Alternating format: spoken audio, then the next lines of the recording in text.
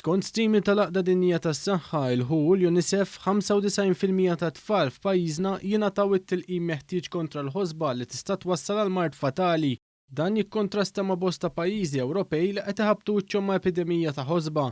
Dan hekk kif fl-aħħar 3 snin għad ta' pajjiżi Ewropej intlaqtu minn epidemija tant li 30 pajjiż irrapportaw aktar minn 44,000 każ bejn Jannar ta' 3 snin ilu u l-aħħar ta' Marzu li għadda.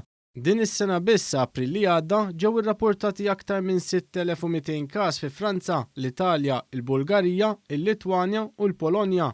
Min-naħa l-oħra waqt li s-sena li għaddiet il-każijiet f'Malti kont toddhom fuq ponot subajk, 6 każijiet, matul din is-sena diġà ġew irrapportati 30 każ b'6 minnhom importati minn barra.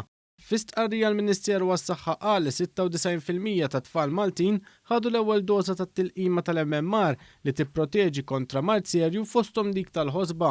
Fl-istess waqt 95% oħra ħadu t-tieni doża. Qal li din ir-rata hija tajba ħafna, iżda ħeġġeġ aktar ġenituri biex jilaqmu lil ulidhom biex jassiguraw li wliedhom jitlaqmu kontra mard serju.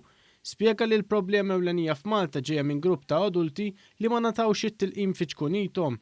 Għalli dan qed jiġi rifless f'każijiet li qed jiġru f'Malta u li fil-biċċa kbira tagħhom huma adulti.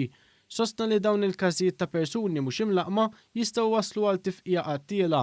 L-awtoritajiet tas-saħħa appellaw ukoll biex adulti li twildu wara l-1970 u li ma ħadux iż-żewġ dożi tal-MMR jagħmlu kuntatt mat-tabib tagħhom.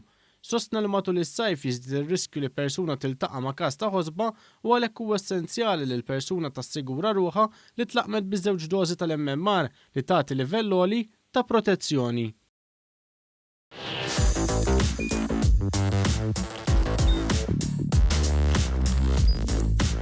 Idħol fuq one.com.mt u hemmhekk tista' tara l-programmi kollha li jxandru fuq One permezz ta' One Play.